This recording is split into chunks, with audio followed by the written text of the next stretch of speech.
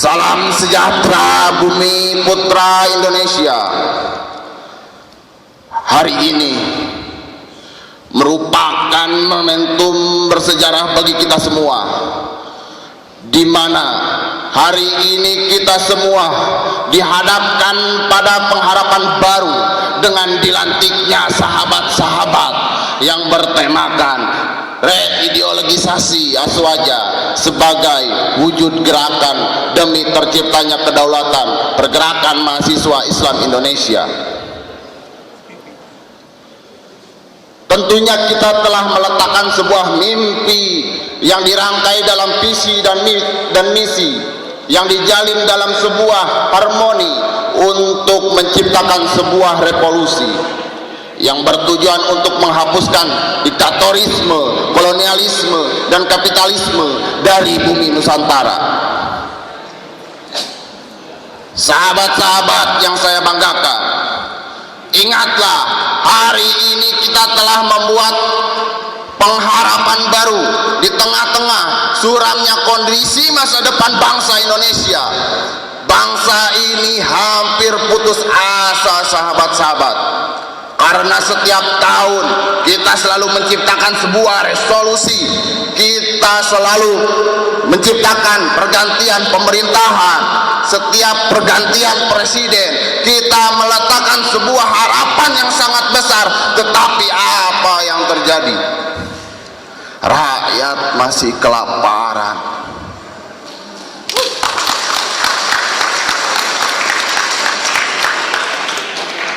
Petani-petani masih kesusahan, buruh masih menjadi sapi perah. Namun mereka, kaum kapitalisme, kaum birokrat yang membuat rakyat melarat, perutnya semakin gendut, bahkan sampai ke saku belakangnya. Sedangkan rakyat tubuhnya semakin kurus kering dan cucuran air mata seolah berguna karena bangsa ini masih begini-begini saja. Apa yang terjadi dengan bangsa ini, sahabat-sahabat? Perlu kita refleksikan sesaat. Apa kesalahan kita? Selamat datang kepada Pak Wali Kota Penggaduhan Kota Bandung.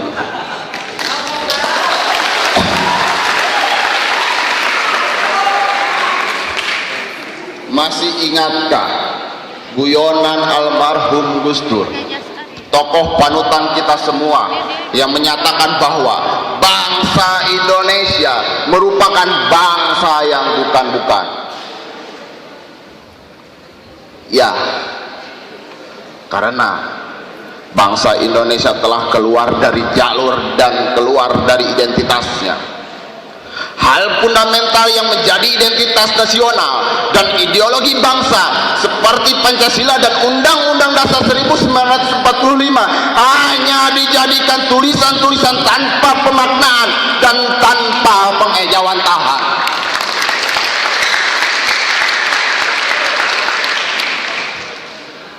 Perlu kita sadari ketika identitas nasional dan ideologi bangsa dapat diombang-ambing, ditunggangi pihak asing, sehingga bangsa ini semakin carut-marut, sahabat-sahabat. Kondisi sekarang ini seperti sebuah karma yang disebabkan karena kita seolah-olah tidak tahu malu mengelola sebuah negara dengan ketidakjelasan haluan. Jangan sampai itu terjadi kepada pergerakan mahasiswa Islam Indonesia itu sendiri. Sebagai warga pergerakan yang harus bertanggung jawab akan kondisi bangsa Indonesia, yang mana tertera dalam muktamarnya yang pertama tanggal 23 sampai 26 Desember 1961, Deklarasi Tawamanggu. Poin 4 tentang pertanggungjawaban. Ayat 3 mengatakan menjadi pertanggungjawaban pergerakan mahasiswa Islam Indonesia untuk menjaga kesatuan nasional, mempertahankan kemerdekaan Indonesia dari ancaman imperialisme, kolonialisme dalam segala bentuknya.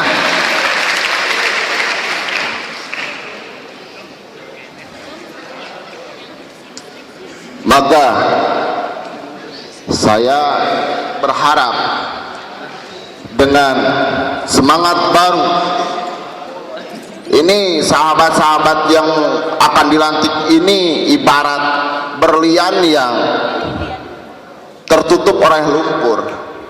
Lantas kebetulan di depan sahabat-sahabat ada tokoh-tokoh bangsa, ada tokoh-tokoh pemuda, ada tokoh-tokoh masyarakat. Yang saya ingin pertanyakan, apakah mereka ingin membersihkan berlian yang sedang tertutup oleh lumpur atau tidak?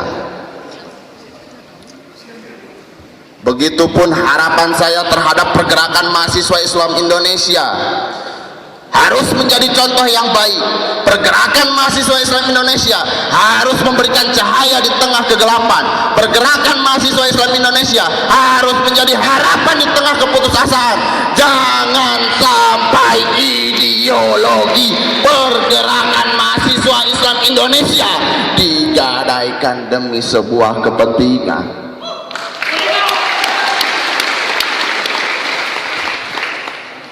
Jangan sampai pergerakan mahasiswa Islam Indonesia menambah penderitaan rakyat dengan ulah dan sikap yang merusak tatanan bangsa Indonesia.